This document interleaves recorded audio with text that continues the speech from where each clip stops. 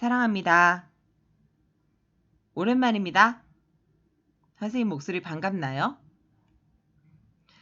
자, 열정체육 고쌤, 오늘은 스포츠 안전에 대해서 여러분과 함께 이야기해 보도록 하겠습니다.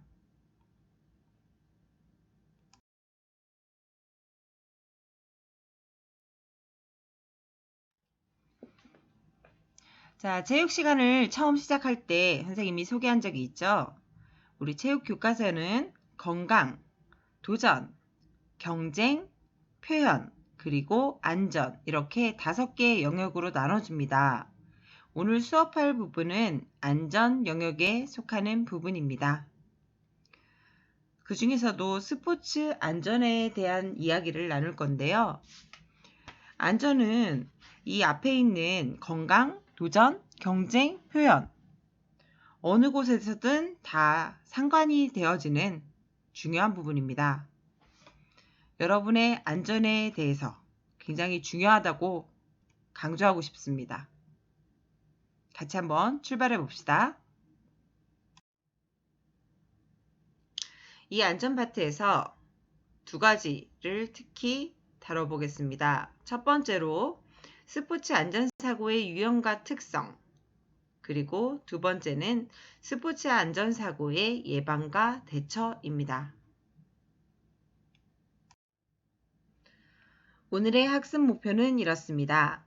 첫 번째, 스포츠 상황에서 발생할 수 있는 다양한 안전사고의 유형과 특성을 탐색할 수 있다. 둘째, 스포츠 활동 중 발생할 수 있는 안전사고의 예방법을 알고 안전사고가 발생했을 때 적절한 대처 요령과 처치 방법을 적용할 수 있다. 그리고 셋째, 스포츠 안전에 영향을 미치는 환경 요소를 알고 환경 요소를 고려하면서 스포츠 활동을 안전하게 할 수 있다. 오늘 학습을 마치고 이 모든 것을 할 수 있기를 바랍니다.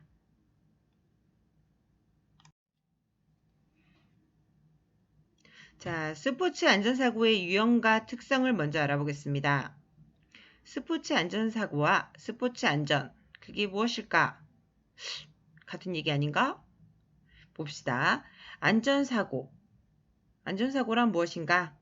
안전교육이 미비하거나 참여자의 부주의 또는 안전수칙 미준수 그런 이유로 일어나는 모든 사고를 말합니다. 그리고 2번째 스포츠 안전사고는 스포츠 활동 중에 발생하는 사고를 말하죠. 그러면 3번째로 스포츠 안전이란 또 무엇이냐? 스포츠 안전은 스포츠 활동 중에 발생할 수 있는 안전사고나 부상 등을 사전에 예방하고 더 나아가 이에 적절하게 대처하는 것을 말합니다. 자, 용어 이해했나요? 자, 이해하고 넘어갑시다.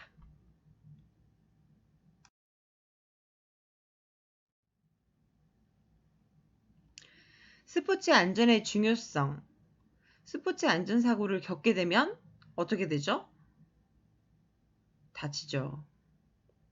그 부상의 정도가 작거나 크거나 어찌됐건 다쳐서 어떠한 일이 벌어집니다.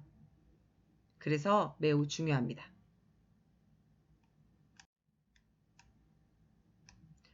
스포츠 안전사고의 원인이 무엇일까요? 3가지 요인이 있다고 합니다. 첫 번째로 환경적인 요인, 2번째 인적 요인, 3번째 상황적인 요인입니다.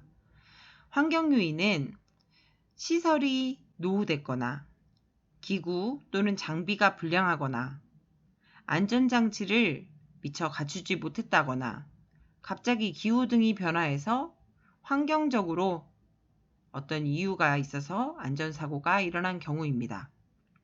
2번째, 인적인 요인. 어떤 경우가 있습니까?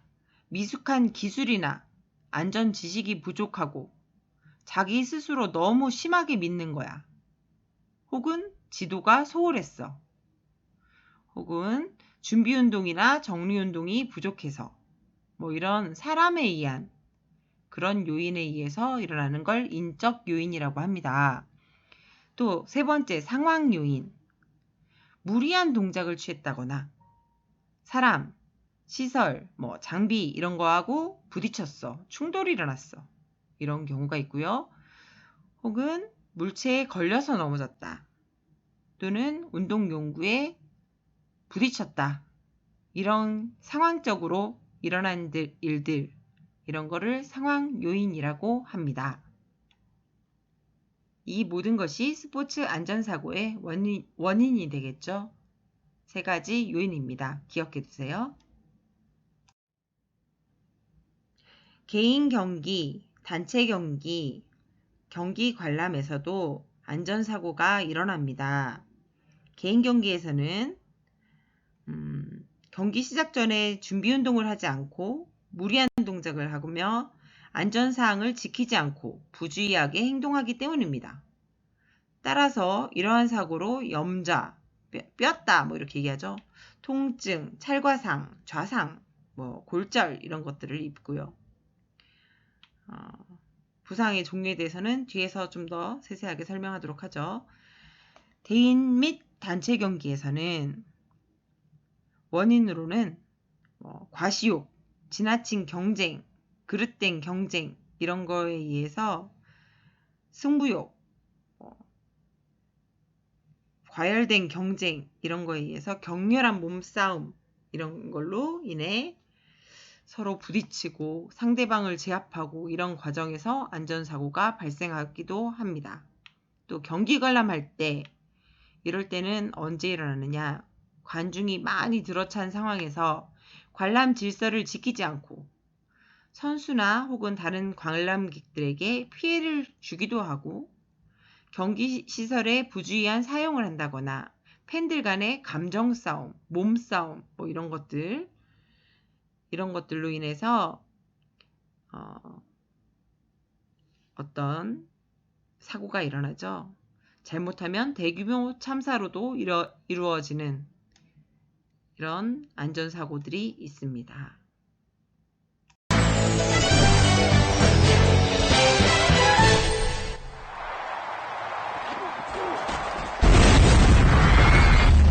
스포츠 경기장이 아예 폭삭 주저앉아 버리는 끔찍한 영상입니다. 그런데 단순히 영화에서나 볼 수 있는 가상현실일 뿐일까요? 그렇지 않습니다. 영화가 아닌 실제 사고입니다. 1989년 전 세계를 충격에 빠뜨린 영국 힐스버러 경기장의 비극인데 한꺼번에 많은 관중이 몰려들면서 경기장 펜스가 무너지고 사망자만 90여 명에 이르는 대형 참사였습니다. 수만 명이 한 번에 모이는 스포츠 이벤트는 이렇듯 대형 사고의 위험이 상존하고 있습니다. 그렇다면 국내 스포츠는 어떨까요? 먼저 이승철 기자가 국내 스포츠 안전 실태를 점검해봤습니다. 우선 경기장 구조부터 문제입니다. 관중의 시야 확보를 위한 가파른 설계가 안전에는 위험 요소입니다. 관중석 1층의 경사각은 25도 안팎으로 완만하지만 일부 경기장의 관중석 2층은 경사각이 34도에 이를 정도로 아찔합니다. 난간을 잡지 않은 상태에서 발을 헛디뎌 넘어질 경우 앞사람까지 함께 굴러떨어질 수 있습니다. 수리가 안 되는 곳도 많습니다. 군데군데 찢어진 그물 사이로 야구공이 날아와 인근 주민에게 피해를 입히기도 합니다. 저 지붕이 왜 깨진 거예요? 콩 맞아서 깨진 거죠. 아예 그물망을 설치하지 않아 자전거를 타는 시민들이 위험에 노출된 곳도 많습니다. 이렇게 구조적 위험이 도사리고 있어도 비상 상황에 대한 대비는 미흡합니다. 화재가 발생할 경우 수많은 관중이 구조가 복잡한 건물에 갇힐 수 있지만 영화관처럼 대피로를 안내하는 도면 부착이나 안내방송은 제대로 이뤄지지 않는 경우가 많습니다. 5년 동안 여기 응원하러 왔는데 안내방송 화재 대비하는 거 잘 들은 적도 없고 못 들은 것 같아요. 한꺼번에 많은 사람이 몰리다 보니 매 시즌 수백여 건의 사고가 발생하는 겨울철 스키장도 안전 사각지대입니다.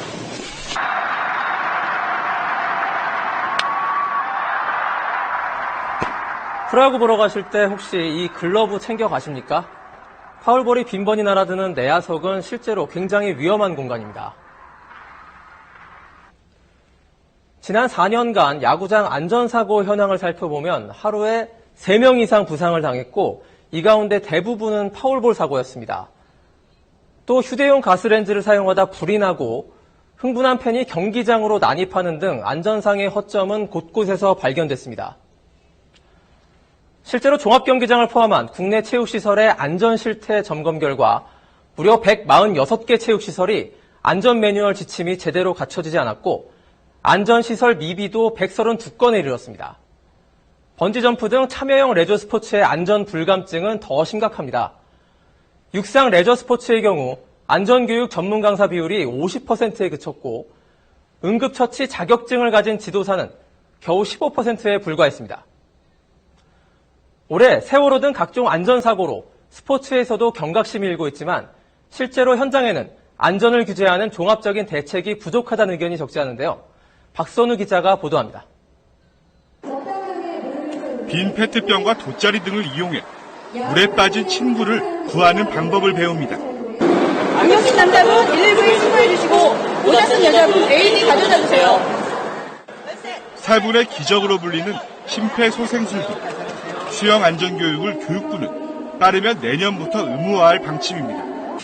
프로야구도 대용량 페트병과 캔의 반입을 금지시키는 등 내년부터 세이프 캠페인을 도입합니다.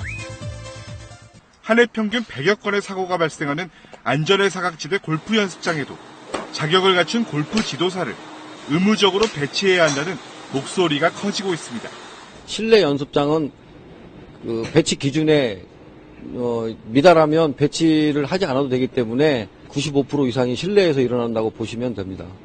미국은 준비하고 예방한 뒤 스포츠를 즐기자란 구호 아래 지난 2010년 부상방지 보호법안을 통과시키는 등 제도 정비에 힘썼습니다.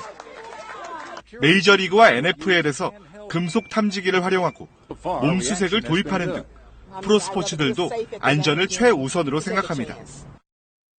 국제축구연맹 FIFA도 경기장 안전과 보안에 대한 규정을 마련하고 이를 어기면 경기장 출입을 금지시키는 징계를 내립니다. 좀 모호한 부분이라든지 지켜지지 않는 부분에 대해서는 확실하게 그 규정을 정하고 또 벌칙도 강화하고 또 계몽도 하고 이렇게. 예방이 생명과 직결되는 만큼 스포츠계가 안전대책을 강화해야 하는 건 이제 권장사항이 아닌 의무입니다. KBS 뉴스 박선우입니다.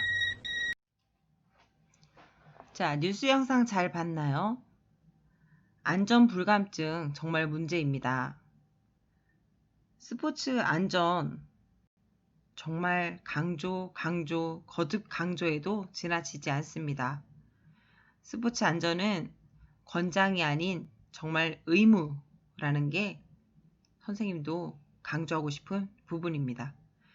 우리 체육 시간에도 스포츠 안전 반드시 의무적으로 지켜지길 바랍니다. 자, 그럼 계속해서 안전사고의 유형과 특성 계속 알아보도록 하겠습니다. 부상의 직접적인 요인은 무리한 동작에 의해서 많이 일어납니다. 미끄러져서 넘어지는 경우도 있고요. 사람들과 충돌 혹은 시설물과 충돌, 물체에 걸려 넘어지는 경우 가장 많죠. 발목 부상, 우리 학교에서도 많이 일어납니다. 무릎, 상반신, 머리, 손 이런 부위들, 신체 부위들이 주요 부상을 많이 입는 편입니다.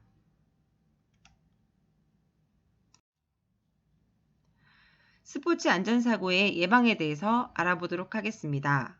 첫 번째, 스포츠 참여자의 안전사고 예방. 이 부분을 세 가지로 나누어 살펴보겠습니다. 첫 번째, 활동 전, 두 번째, 활동 중, 그리고 마지막으로 활동 후에 대해서. 활동 전에는 준비 운동을 실시해야 합니다. 부상을 예방하기 위해서죠. 위험 요소를 사전에 파악하고 해당 종목의 기술을 충분히 익혀야 합니다. 그리고 스포츠 활동에 적합한 복장을 반드시 착용해야 합니다. 예를 들어 외발 자전거를 활동할 때 반드시 체육복을 입고 보호구를 착용해야 한다. 이런 부분 꼭 지켜야 하는 것 바로 이런 이유입니다. 그리고 두 번째, 활동 중에 활동 중에는 운동 강도에 적절한 휴식 취하기, 충분한 수분과 영양 보충. 우리 체육 시간은 짧은 시간이니까 중간에 이런 일을 하지 않더라도 긴 시간 하는 운동에는 필요하겠죠. 그리고 정확한 동작을 구사해야 되겠고, 지나친 승부욕이나 경쟁의식은 버려야겠습니다. 활동 후에는 정리운동 필요합니다. 스트레칭 꼭 해야 되겠고요. 충분한 수분과 영양 보충, 장비 및 시설 등 정리를 철저히 해야 사고가 예방이 됩니다. 스포츠 안전사고의 예방에서 두 번째, 스포츠 관람 시에도 안전사고를 예방하는 수칙들이 있습니다. 괴성 지르지 않기, 질서 있게 입장하고 퇴장하기, 안내 요원의 안내에 적극적으로 협조하기, 경기장 안으로 위험한 물건을 던지지 않기, 폭죽, 폭음탄, 그런 위험한 물질 들고 들어가지 않기, 날아오는 공을 맨손으로 잡지 않기, 위급한 상황에 대비하기 위해 방송 항상 경청하기, 좌석이 아닌 곳에서 관람하는 것 금지하기 등등이 있겠습니다. 지킬 수 있죠? 스포츠 안전사고의 예방, 그 세 번째는 제도적 장치와 안전체계 구축을 통한 스포츠 안전사고 예방입니다. 제도적인 노력은 안전한 스포츠 시설 설치와 운영을 위한 제도 마련, 사고 발생 시에 철저한 사고 원인 조사, 그 이후에 사고 재발 방지책을 마련해야 합니다. 두 번째, 관리 체계를 구축해야 되죠.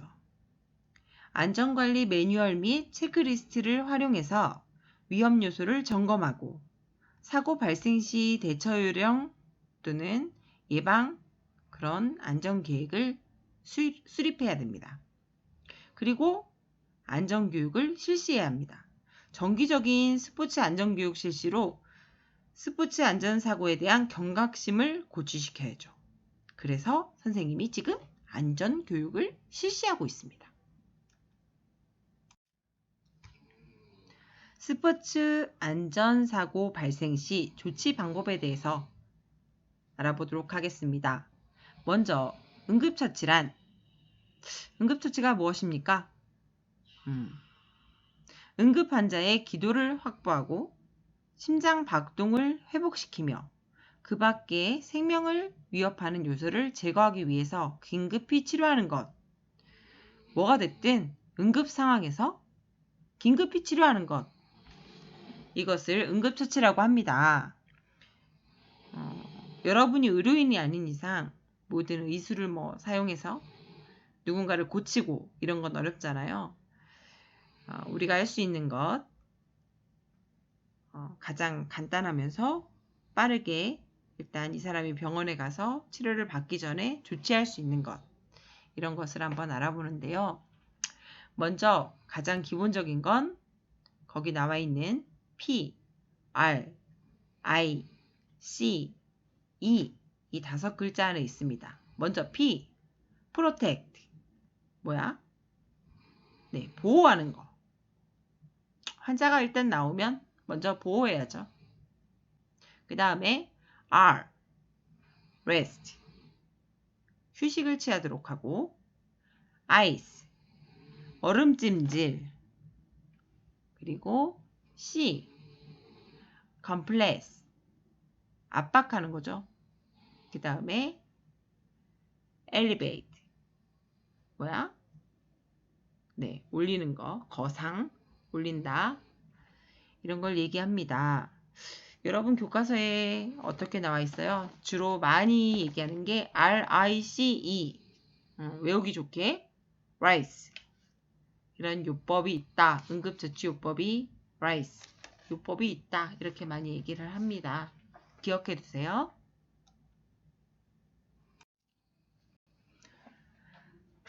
스포츠 안전사고 발생 시 조치 방법입니다. 일단 첫 번째로 상황을 판단해야죠. 응급 상황 여부를 인지하고 환자 상태를 파악하는 겁니다. 두 번째로 도움을 요청해야죠. 여러분이 직접 어떤 의사나 어떤 활동을 할 수 있는 사람이 아니니까요. 도움을 요청합니다. 최초 발견한 사람은 우선적으로 응급 구조를 요청하고 선생님이나 주변 어른께 혹은 119에 전화를 해서 거기 119에서 전화 끊으라고 하기 전까지 먼저 끊지 말고 구조 요청을 하면서 돕습니다. 그리고 응급처치를 해야죠. 119 앰뷸런스 차를 통해서 안전한 장소로 환자를 옮긴다거나 다친 사람을 여러분이 직접 막 끌고 가면 안 돼요. 그리고 할 수 있는 한 응급처치를 시행한다거나 119에서 전화통화로 시키는 대로 그리고 병원으로 환자를 이송하는데 최대한 도울 수 있는 만큼 돕도록 하면 됩니다.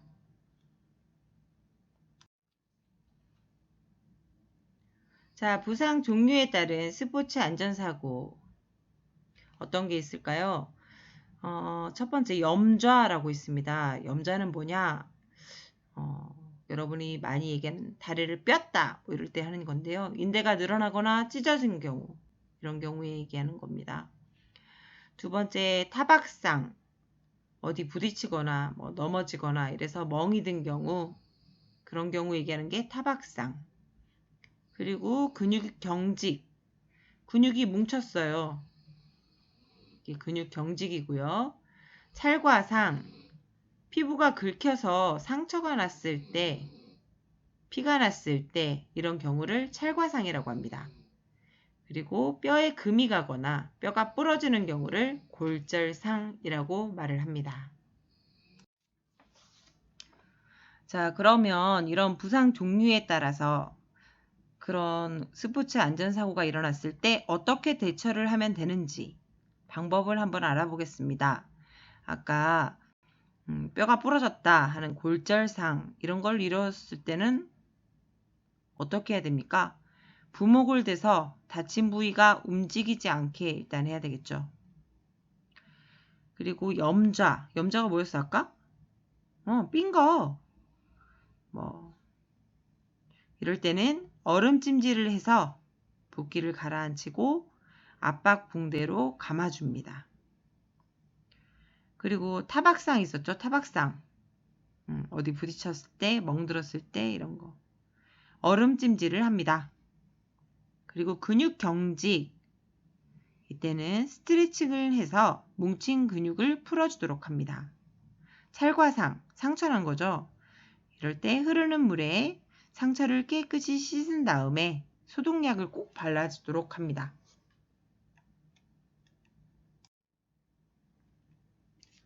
굉장히 드물게지만 또 무시하고 지나갈 수 없는 큰 사고,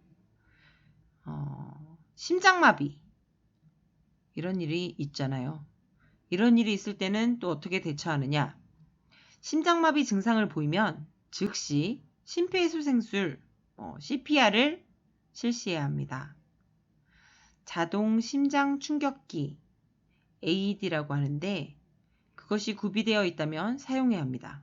우리 학교에도 이게 있습니다. 어디 있는지 알고 있습니까? 중앙현관에 본건물 중앙현관에 들어가면 행정실 가기 전에 그 중앙현관 우리 열 체크하는 곳 있죠? 거기 바로 앞에 AED가 있습니다. 지나가다가 한번 꼭 확인해 보세요. 응급시 선생님이 혹은 누군가가 AED가 필요하다 하면 바로 가져올 수 있도록 그것을 사용합니다. 그리고 또한 주변 사람들에게 도움을 요청해서 119에 신고하도록 합니다. 또 응급요원이 도착할 때까지 계속 심폐소생술 반드시 해야 합니다.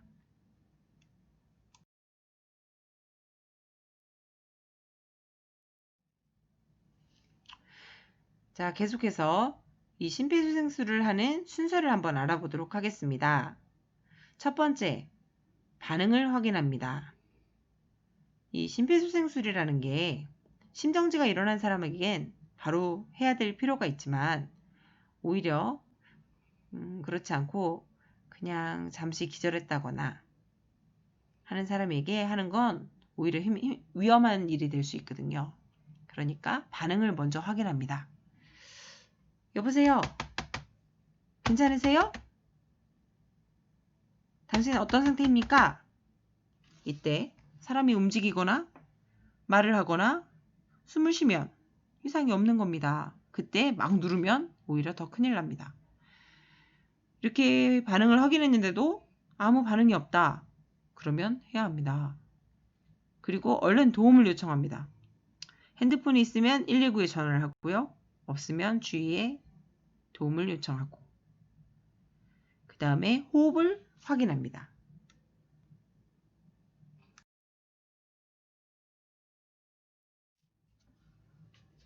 자, 여기까지 호흡을 확인했는데도 이 사람이 아무 반응이 없다. 숨도 안 쉬고 움직이지도 않아. 그러면 바로 가슴 압박을 시작합니다. 언제까지? 119 구급대가 올 때까지 계속합니다.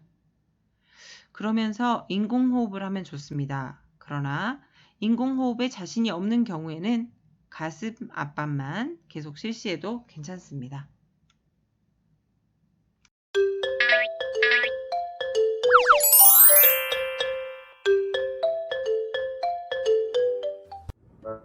어느 날 방에서 책을 보고 있던 민주는 이상한 소리를 듣는데요. 소리를 따라간 민주는 그곳에서 의식을 잃은 아빠를 보게 되고 당황한 엄마는 옆에서 정신없이 울고만 있었습니다. 그때 학교에서 배운 심폐소생술에 떠오른 민주는 엄마에게 신고를 부탁한 뒤 아빠에게 심폐소생술을 시도합니다. 며칠 후 아빠는 민주의 심폐소생술 덕분에 무사히 의식을 되찾을 수 있었습니다. 앞서 보셨던 재현은 2015년에 실제 서울 송파구에서 있었던 사례인데요. 이 사례에 나온 심폐소생술에 대해 알아보도록 하겠습니다. 심폐소생술 시 의식을 먼저 확인하고 의식이 없고 비정상 호흡을 한다면 즉시 주변 사람에게 신고를 요청해야 합니다. 그리고 환자의 어깨 옆에 무릎을 꿇고 앉아 가슴뼈 아래쪽 2분의 1 지점에 있는 압박 지점을 확인하세요. 심폐소생술을 시행합니다. 한 손바닥은 압박 위치에, 다른 손바닥은 그 위에 평행하게 겹치세요. 가슴을 누를 땐 가슴과 맞닿은 손바닥의 아래 부위에만 힘이 들어가도록 해야 합니다. 압박을 할 때는 깊이가 5에서 6cm가 되도록 강하게 1초에 2회 정도로 빠르게 압박합니다. 이때 심폐소생술을 하는 사람의 팔과 바닥이 수직이 되도록 하여 체중을 이용해 압박하세요. 30회의 가슴 압박이 끝나면 인공호흡을 시작하는데요. 인공호흡은 반드시 전문교육을 받은 사람만 시도해야 합니다. 전문교육을 받지 못했다면 인공호흡 없이 계속해서 가슴 압박을 해주세요. 한 손으로 턱을 들어 올리고 다른 손으로는 머리를 젖힌 후 입안에 이물질이 있는지 확인합니다. 그 다음 머리를 젖힌 손에 검지와 엄지로 코를 막고 환자의 입에 가슴 상승이 보일 정도로 호흡을 1초씩 2회 불어넣어줍니다. 이후에는 다시 가슴 압박을 시작합니다. 이 심폐소생술은 환자가 깨어나거나 구급대원이 올 때까지 계속해 주어야 한다는 것 잊지 마시고요. 무엇보다도 실제 상황에서 당황하지 않도록 평소에 반복적으로 연습하는 것이 중요합니다. 시시때때 안전 맞춤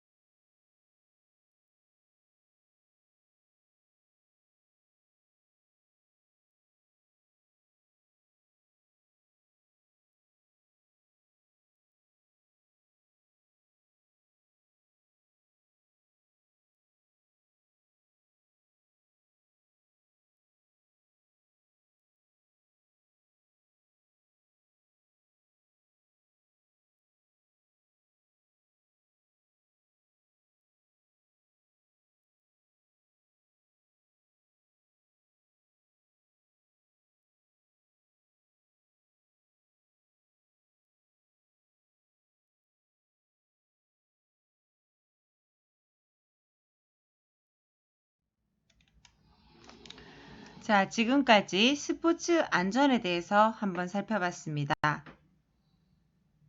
우리 다 함께 안전한 체육 수업, 그리고 더 나아가서 안전한 스포츠 문화 다 같이 우리 함께 만들어 봅시다. 수고했습니다. 사랑합니다. 대전 대신중학교 학생 여러분. 다음 시간에 또 만나요.